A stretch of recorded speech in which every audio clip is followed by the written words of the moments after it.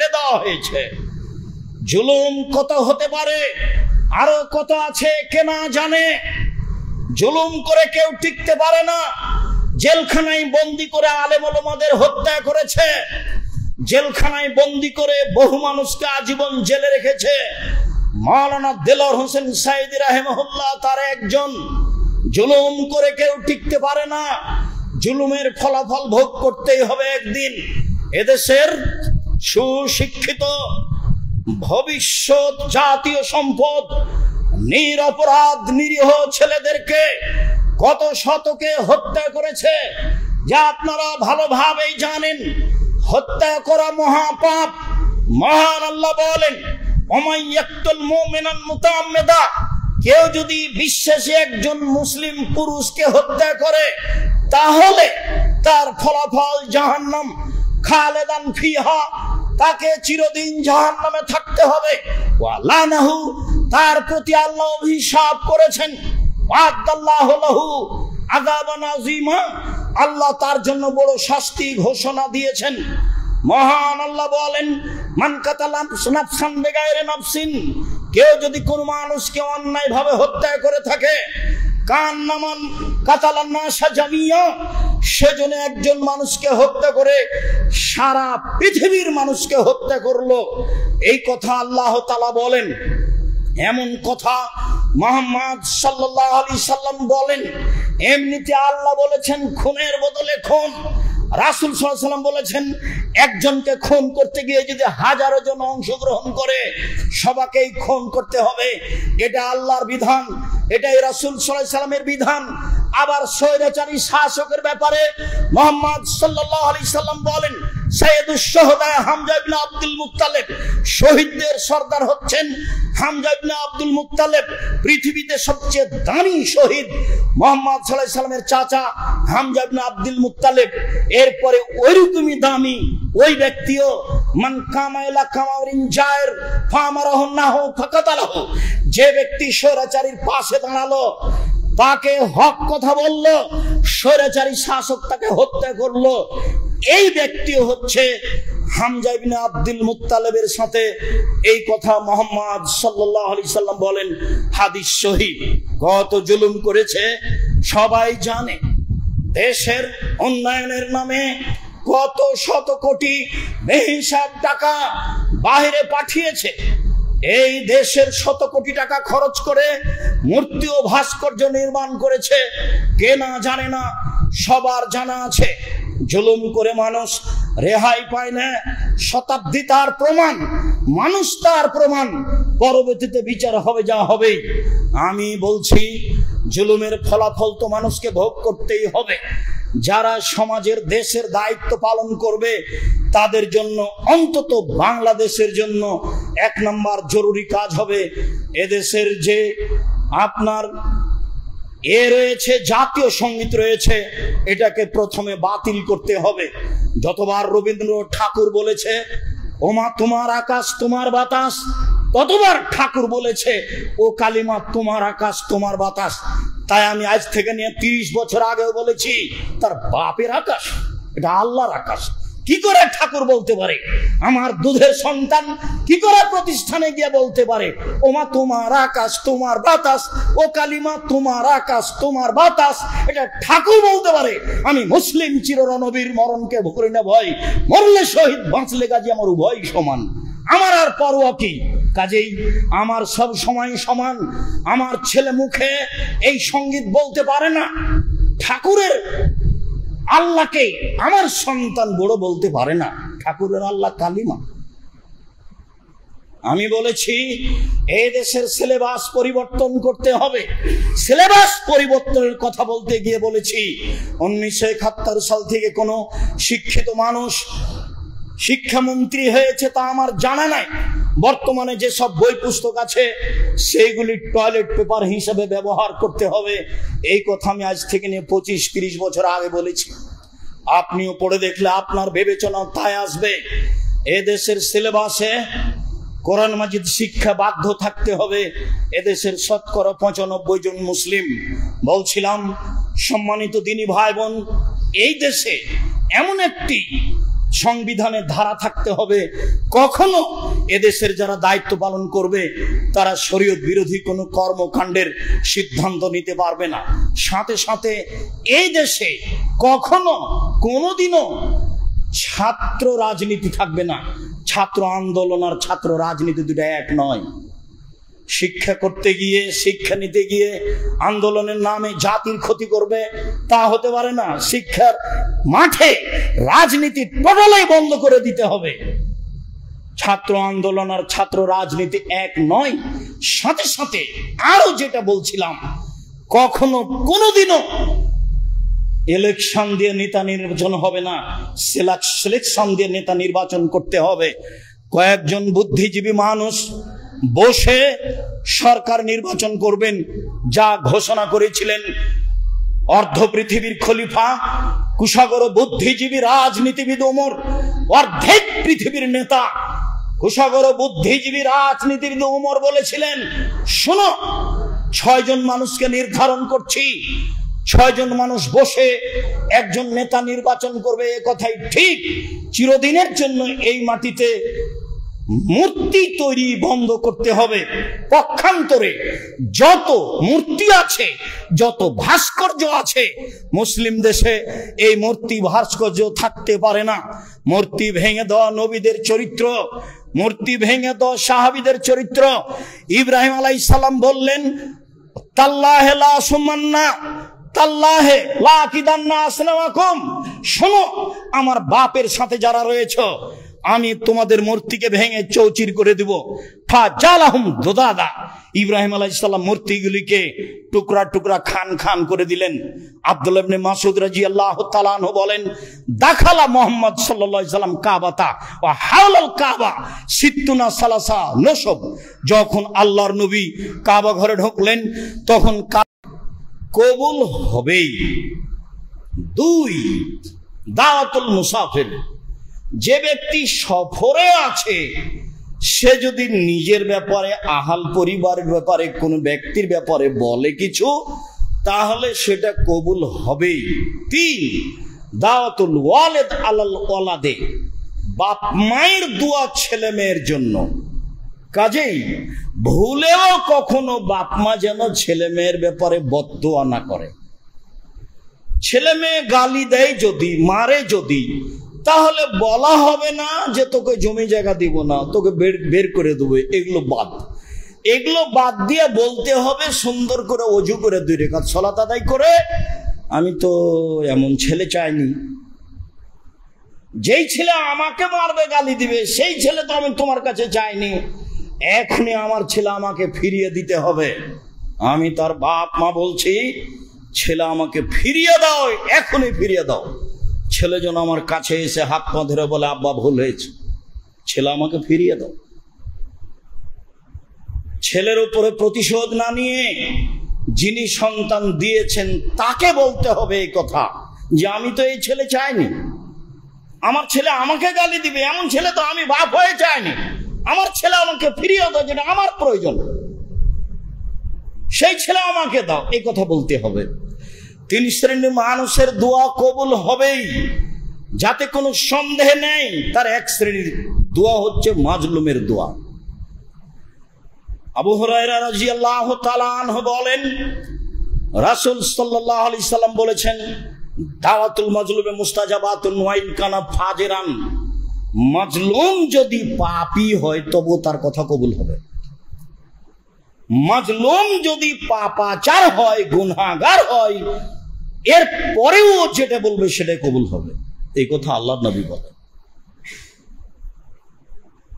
আনাস রাদিয়াল্লাহু তাআলা আনহু বলেন, রাসূল সাল্লাল্লাহু আলাইহি সাল্লাম বলেছেন, দাওয়াতুল মাজলুমে মুস্তাজাবাতুন ওয়া ইন কানা কাফিরান, মাজলুমের দোয়া কবুল হবে, মাজলুম যদি কাফের হয়, হিন্দু হয় তবু। নেন এবার কথা তো নিচে যেতেই থাকলো। মাজলুম যে কেউই হোক না কেন, যার নাম মানুষ, যার নাম মানুষ, হিন্দু, মুসলমান, বৌদ্ধ, খ্রিস্টান, সে যেই হোক না কেন, মাজলুম যেটাই বলবে সেটাই গ্রহণ হবে। এই কথা মুহাম্মদ সাল্লাল্লাহু আলাইহি সাল্লাম বলেন। বিষয়টি খুব বুঝে বাকি জীবন বেঁচে থাকার চেষ্টা করব। আল্লাহ তুমি কবুল করো, আল্লাহুম্মা আমিন।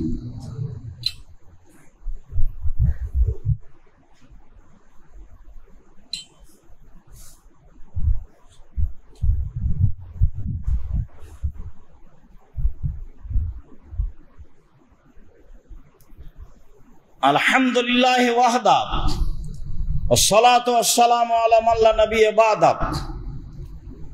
সম্মানিত মসজিদের মুসল্লি, অনলাইনে যারা আমাদের সাথে আছেন, দেশ বিদেশের বিভিন্ন প্রান্ত থেকে এখন অবগত হচ্ছেন, যন্ত্রের সাহায্যে সময়ের গতিতে অবগত হবেন। আমরা বেশ কয়েকটি জুমায় জুলুমের ব্যাপারে আলোচনা করে পৃথিবীর মানুষকে, বিশেষভাবে বাংলা ভাষাভাষী মানুষকে জুলুম থেকে বেঁচে থাকার জন্য আন্তরিকভাবে অনুরোধ জানাচ্ছি। যেহেতু মাজলুম এক সময় জয়ী হবেই, আমি জালেম পরাজয় হবই। আজ হোক আর কাল হোক, ইতিহাসের পাতায় বহু বড় বড় জালেম সময়ের গতিতে পরাজয় হয়েছে। কাজেই আমাকেও পরাজয় হতে হবে, এটাই ঠিক। ফলাফলে জাহান্নাম হবে। দুনিয়ায় ক্ষমা চাওয়ার সুযোগ না হলে যা নেকি আছে বিচারের মাঠে তা দিয়ে দিতে হবে। নেকি না থাকলে মাজলুমের পাপ নিয়ে নিজেকে জাহান্নামে যেতে হবে, আর মাজলুম জান্নাতে যাবে। এ কথায় রাসূল সাল্লাল্লাহু আলাইহি সাল্লাম বলেন। আবু হুরায়রা রাদিয়াল্লাহু তাআলা আনহু বলেন, রাসূল সাল্লাল্লাহু আলাইহি সাল্লাম বলেছেন, মান কানাত লাহু মাজলুমা লিআখিহি মিন ইরজিন আও লিশাইইন, কেউ যদি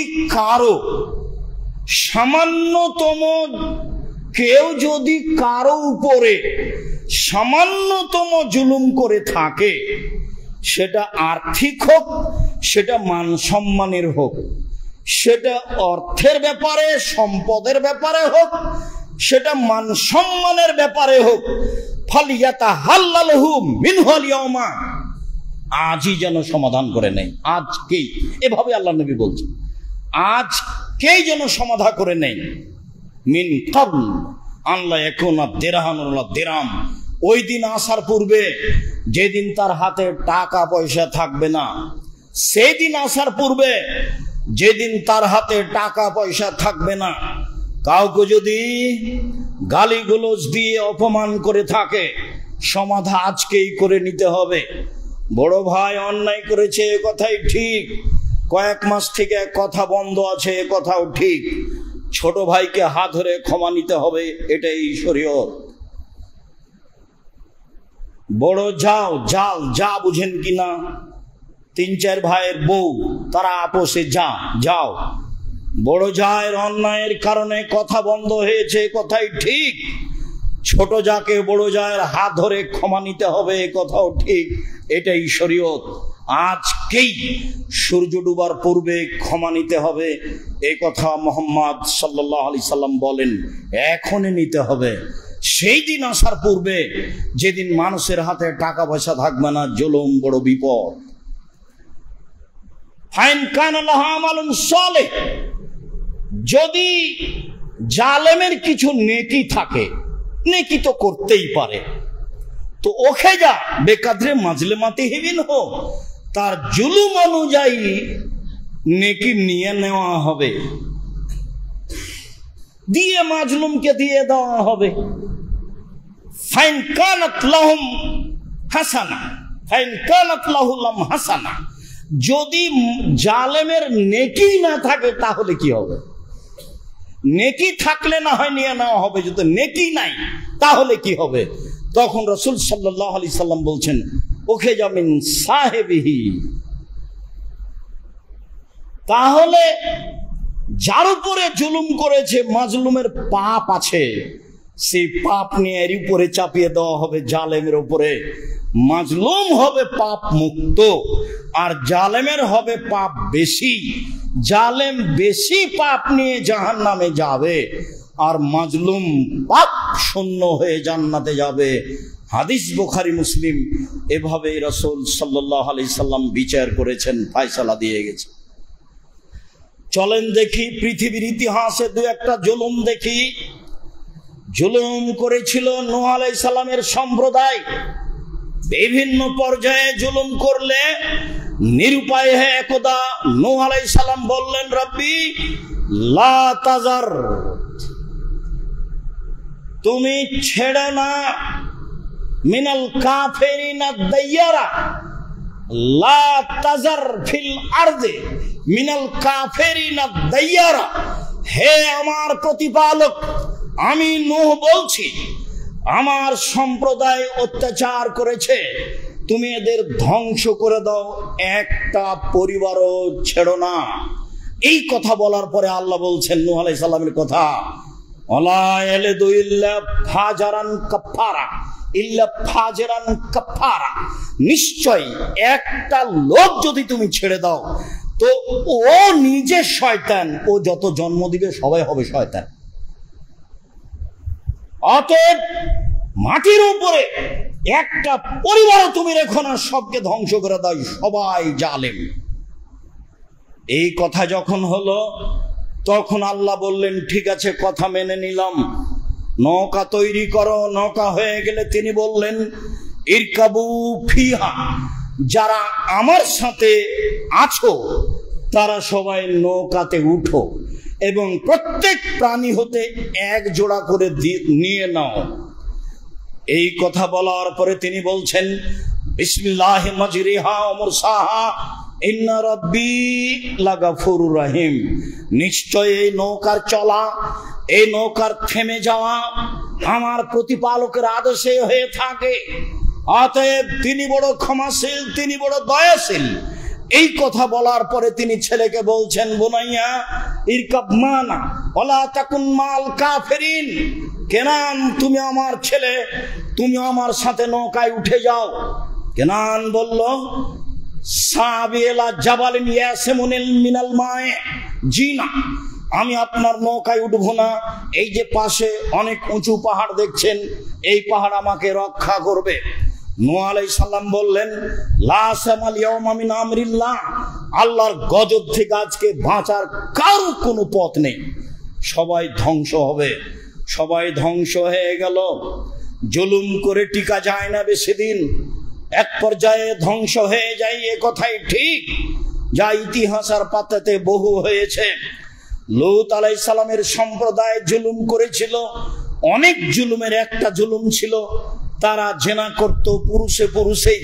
আল্লাহ তাআলা বলেন, জাআলনা আলিহা সাফিলাহা, আমি ওদের নিচের মাটিকে উপরে করে দিলাম আর উপরের মাটিকে নিচে করে দিলাম। শুধু তাই নয়, ওয়ামতারনা আলাইহা হিজারাতাম মিন সিজিল মিন মানজুদ, আমি চিহ্নিত পাথর, পাথরের গায়ে লেখা ছিল যার নাম পাথর তারই গায়ের উপরে পড়বে, আমি পাথরের বৃষ্টি বর্ষণ করলাম। আমি লূত আলাইহিস সালামের সম্প্রদায়কে পাথরের বৃষ্টি বর্ষণ করে ধ্বংস করে দিলাম, রক্ষা পায়নি কেউ। মহান আল্লাহ বলেন, মিনহুম মান আরসালনা আলাইহা হাসিবা, আমি বহু লোককে পাথর বর্ষণ করে ধ্বংস করেছি। অমিনহুম মান আখাযাতহু সায়হা, বহু মানুষকে বিকট শব্দ দিয়ে ধ্বংস করেছি।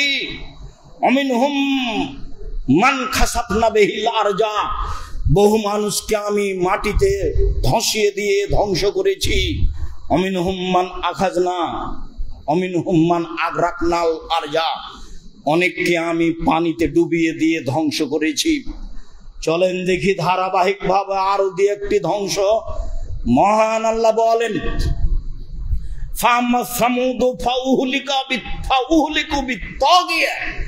সামুদ সম্প্রদায়কে বিকট শব্দ দিয়ে ধ্বংস করা হয়েছে।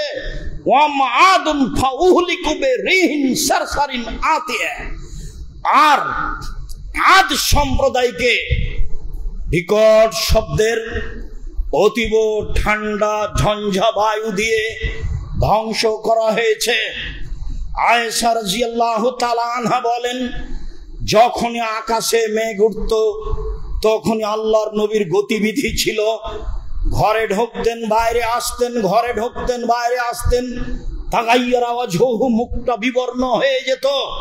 আমি বলতাম, কি ব্যাপার? বৃষ্টি হচ্ছে মানুষের কল্যাণ, আর বৃষ্টি দেখলে আপনি এমন করেন কেন? মুখখান বিবর্ণ হয়ে যায়। একবার ঘরে ঢোকেন, একবার ভিতরে আসেন। তখন আল্লাহর নবী বলেছিলেন, আয়েশা তুমি জানো না, নুসের তো আমাকে সাহায্য করা হয়েছে পূর্ব দিকের বাতাস দিয়ে, ওয়াউহলাকাত আদুন বিদ্দাবুরে, পশ্চিম দিকের বাতাস ঝঞ্ঝা বায়ু দিয়ে আদ সম্প্রদায়কে ধ্বংস করা হয়েছে। যখনই আকাশে মেঘ উঠে তখন আমার ভিতরে সব সময় আশঙ্কা কাজ করে, না জানি এইটা বৃষ্টি নয়, এইটা হয়তো বা গজব। আদ সম্প্রদায়ও বলেছিল, এই তো বৃষ্টি আমাদের সামনে আসছে, এখন বৃষ্টি হবে।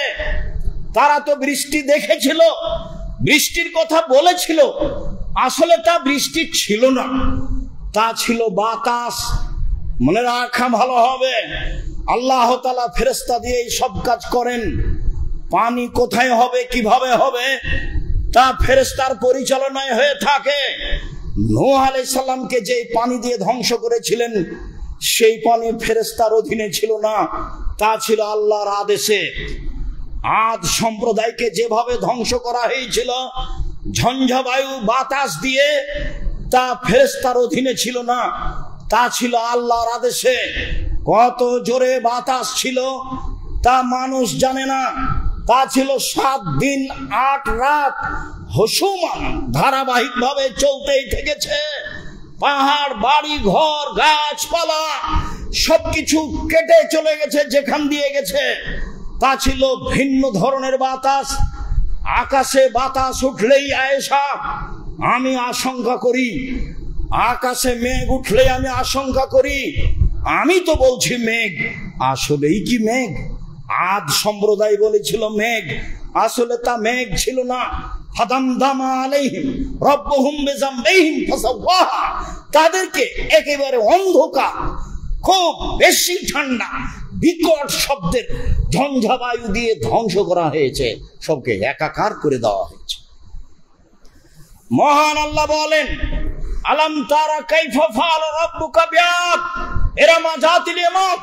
মুহাম্মদ সাল্লাল্লাহু আলাইহি সাল্লাম, আপনি দেখেন না উঁচু স্তম্ভের অধিকারী ইরাম আদ সম্প্রদায়কে আল্লাহ কিভাবে ধ্বংস করেছেন? লাম ইখলাক মিসলুহা ফিল বিলাদ, এত শক্তিশালী জাতি আল্লাহ পৃথিবীতে আর কখনো কোথাও সৃষ্টি করেননি, কিয়ামত পর্যন্ত করবেন না। তারা ছিল বিশাল আকৃতির, স্বাস্থ্য ছিল অনেক বেশি। হয়তোবা মিশরের পিরামিড এরাই তৈরি করে হতে পারে।